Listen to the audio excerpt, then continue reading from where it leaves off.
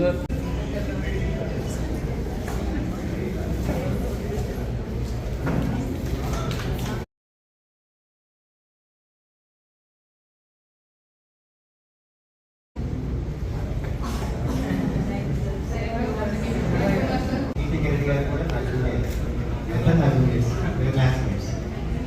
ఈరోజు విషయంగా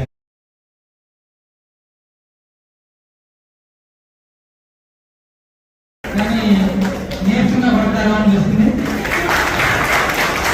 నవ్విస్తూనే ఉంటారు. నేను ఎక్కువ నవ్విస్తున్నాను, ఆయన ఎక్కువ నవ్వించట్లేదు. సీరియస్గా ఉన్నాడు. సీరియస్గా ఉండకండి. మంచి ప్రయాణం చేశారు. ఆ ప్రయాణంలో ఇక్కడ ఒక స్టేషన్ వచ్చింది, వాళ్ళు దిగిపోతున్నారు. సో గవర్నమెంట్ జర్నీ అనేది ఒక లైఫ్ అనేది కూడా ఒక ట్రైన్ జర్నీ లాంటిది అనుకుంటే ఒక ప్రయాణం ఒక స్టేషన్ వచ్చినప్పుడు దిగిపోవాలి తప్పదు. ఈ స్టేషన్లో మేము దిగినంత మాత్రాన మీతో మాకున్న అనుభూతులు కానీ అనుబంధాలు కానీ ఆప్యాయతలు కానీ గుర్తులు కానీ మేమైతే మాత్రం మర్చిపోమండి సిస్టర్ గారు.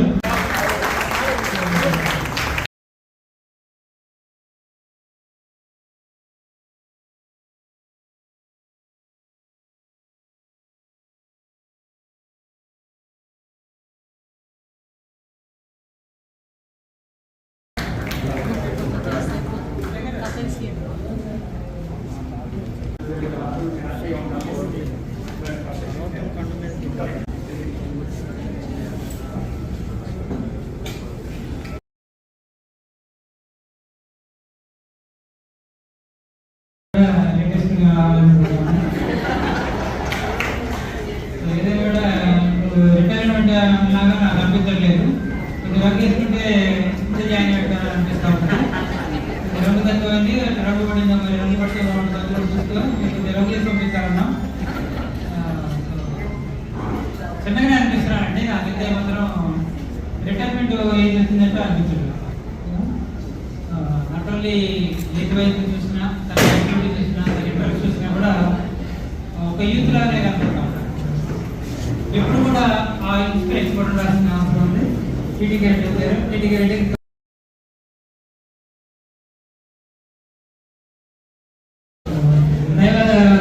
దేవుని సేవ చేస్తానని తను మాటిస్తున్నాడు. చాలా కాలం నుంచి కూడా చేస్తున్నాడు. చాలా కాలం నుంచి కూడా ఒక క్రీస్తుగా ఉండి దైవ బోధన చేస్తూ క్రీస్తు మార్గంలో నడిపిస్తానికి కూడా తను సిద్ధపడి ఉన్నప్పుడు క్రీస్తు చెప్పిన మాటలు కూడా పేదవాడిని, ఒక ఆరోగ్యని, ఒక బాధలో ఉన్నవాడిని ఆదుకోమని చెప్పారు. కాబట్టి మనం కూడా అదే ఫీల్డ్ లో ఉన్నాం. కాబట్టి క్రీస్తు చెప్పిన మాటలు కూడా మీరు మన ప్రొఫెషన్కి ఆఫ్గా ఉంటాయి, కరెక్ట్గా ఉంటాయి. మనం చేయాల్సిన బాధ్యత కూడా ఉంటుంది. కాబట్టి మనిషి కూడా ఇవాళ సాటి మనిషిని ప్రేమించాల్సిన అవసరం ఉంది. ద్వేషం అనేది మానుకోవాలి. సాటి మనిషిని సొంత బంధువుగా, సొంత మనిషి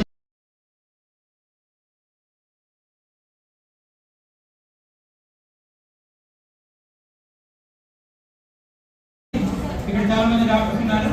ఒక పెద్ద డాక్టర్ ప్రిన్సిపల్ గా ఉన్నారు.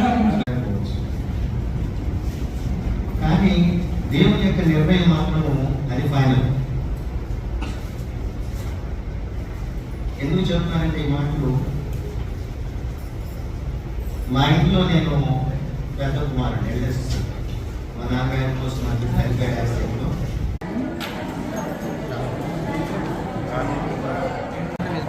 సరే చూడండి సరే ఒక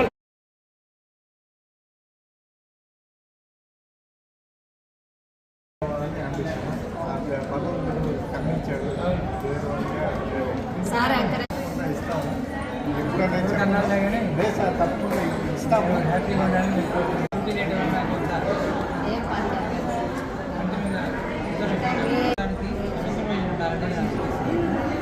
కొంత